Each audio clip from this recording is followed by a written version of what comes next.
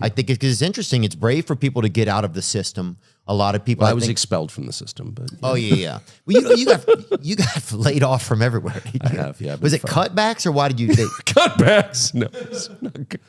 I love. I'm gonna use that though. Yeah. There's downsizing. Just downsizing. Yeah. Totally. I'm being retrained. I'm learning to code actually. They closed the plant. I totally get it. I was on third shift and the demand was in decline. I am going to use that though next time. No, why were you ahead. fired? Downsizing. But you got out and you moved to. I was thrown out. You were thrown out, and Elon called me the day that my show was canceled, and I was grateful that he did. And he called you, huh? Had you spoken to him before? Yeah. Okay. Yeah, I had, and I really liked him. And I'm not a technology person, to put it mildly, like at all. Yeah, very anti-technology. Yep. Like almost on a crazy sort of Ted Kaczynski way, which is I'm not defending. It's so bad. Who handles tech for you then, kind of? The tech people. I don't. They live in Bangalore. I don't know their names. Just kidding. No, we have really super smart people. The Bangaloreans. Isn't that a movie? The Bangaloreans. No. Actually, Mandalorian. Most of our staff from Fox came. And Elon's. I mean, we don't work for Elon. I'm a Twitter user like everybody else. But all he said was, "I'm going to keep the platform open." And people with differing views, whether I agree with them or not, are welcome on the platform. And that's the guarantee that I wanted and needed. And so I've been super grateful. I mean, that's all I've ever wanted, by the way, is to, I have made some money, but I never got crazy rich, but I never wanted to. That wasn't my goal at all. I mean, I guess I would like to be richer. I guess. I don't know what I would do with it exactly. I just don't want to be bossed around. And by the way, I don't mind taking advice or wise counsel from people I respect, or I'm often wrong. I'm not saying that I'm always right. I'm definitely not. But being ordered to do things suggests a level of disrespect. I just can't deal with it at all. And even just about like work and stuff, were you always like that from just like with work, like you want to be your own voice? Of course, yeah. I mean, that's where you end up, right? Keep getting fired. Right. Yeah. So, I mean, not that I don't want to fight about it. I'm not interested in being like, you can't tell me what to do or, give a lot of lectures about it. But I especially in my business, you have a similar job where, you're paid to say what you think. Yeah. Right. And so you want to do your job, which is to say what you think. Was there even a time when you were working at different news places where you were like, gosh, this still isn't my own voice? Oh, all the time. Really? It was always my own voice, but you could feel the parameters. I mean, I started in my 20s, mid-20s. I'm now in my mid-50s, so it's been a long time. Well, you look great for 50s, man. I'm 54. Are you really? Yes. Oh, wow. I know. Isn't that shocking? It's shocking. I don't feel it. But anyway, when you're much younger and you've got little kids, I always had a lot of kids just reproduce like a crazy person. Yeah. Which I recommend strongly to you. You feel vulnerable and like, you're not allowed to say certain things. And I do think I was never censored, but I self-censored for sure.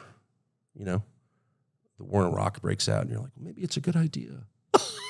It's not a good idea. And it's not a good idea. Yeah. You know what I mean? But you allow yourself to be convinced because it's super unpopular to say it's not a good idea, but it clearly wasn't. War with Iran, not a good idea. I can say that now.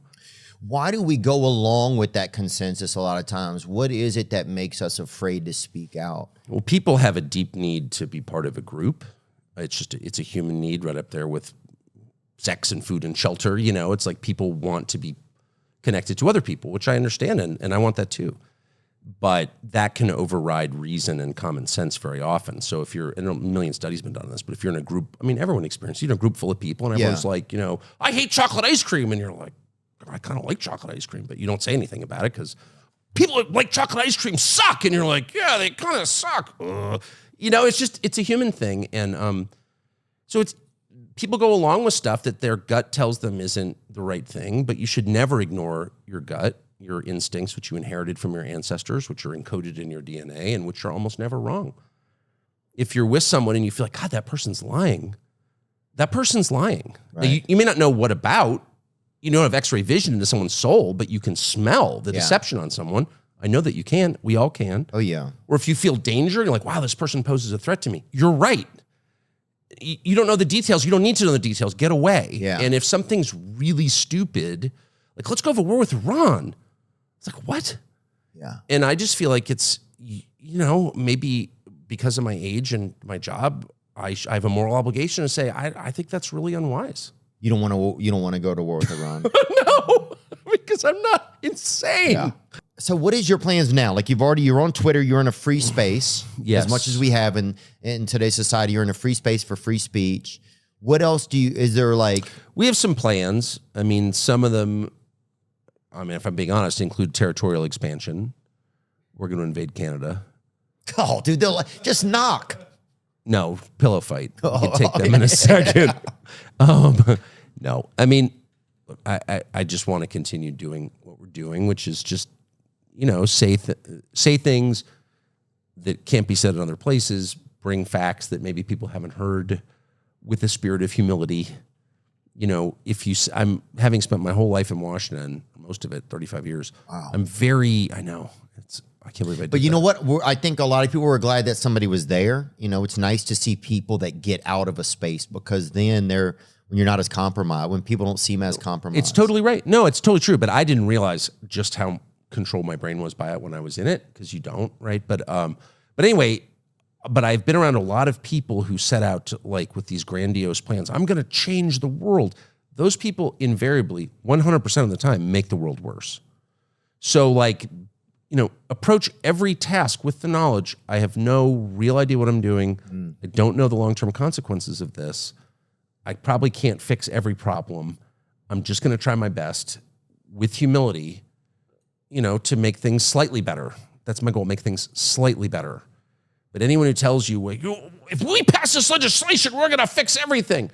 We're going to fix healthcare forever, said Barack Obama in 2010. As soon as he said that, I was like, I don't even know much about healthcare. I'm hardly an expert. But I was like, the second you tell me you're going to fix something as complicated as, 1/5 of the entire U.S. economy in one piece of legislation, fuck you. Yeah. Because you're lying, actually. Because that's impossible. And it turned out they made it worse, of course. So I don't want to do that. Not that I even have the power to, but I just want to, I just want to tell the truth and do it without being told not to. And I think that we can. And Tucker on X is your show. Yep. Right? Yep. And do you guys would you ever do a show with a partner, you think, or anything like that? I'm not going to pitch you an idea. I'm just, because that's usually the predecessor question of somebody trying to pitch you an idea. But do you think about that sort of thing? Do you have? Well, I have a million people I would like to work with. I like to interview people actually, and a lot, and I really try to be quiet while I interview them because I'm a compulsive talker, obviously. But I'd like a respite from that where I can just listen. So we will have a lot of people on, and we'll have a lot of recurring guests. But yeah, we're making a bunch of documentaries and doing stuff like that. So a production company kind of more? Are you expanding in that sense? Mm-hmm. Yep.